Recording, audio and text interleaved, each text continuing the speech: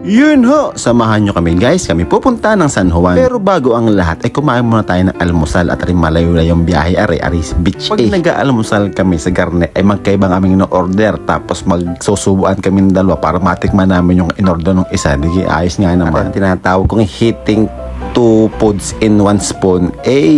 Bars yarn. Pagkatapos namin mag-almusal sa Gedli ay dito tumuloy na kami. Ang pupuntahan nga pala namin ay Monte Vista. Katapos ng 5 araw ay nandito na kami. Napakanta na ako ng Can Skip with a Good may nakaharap. Sa tunay na buhay ay wala kami binayarang entrance. Sabi namin kami mga may pinsan sa loob. Yun, di tamang tambay lang kami din sa Gedli. Di guys, nice nga naman. Tapos may dalang camping chair. Ay talaga namang ayos na ayos ang buhangay. Napakaganda din sa San Juan. Itry nyo din areng haknaret, napakaganda. Tapos kaunting video ka na, di kikis mo sa balikat at ikikis mo sa pisngay, ayos na. Tapos yung tamang tambay, tamang sightseeing lang din paliwaras, pag 30 ka na siguro, sadyang ka na lang trip mo, nature trip na talaga. Tapos nung mga 3 hours na kaming nakatambay din di umuwi na kami siya. Salamat sa pagsama sa kwento at talaga napakasarap ang trip na rin. Tamang pahangin lang at kami pauwi na. Ingat kayo lagi. Gay, may kanya-kanya tayong kasiyahan sa buhay. Pero ako, sa puntong ito, basta masaya ang asawa ko, ba't di ako mas masaya pa sa kanya? Pas nakita kong mga ngiti niyang ganyan, ako'y solve na. Palaging pasahin ng mga minamahal ha.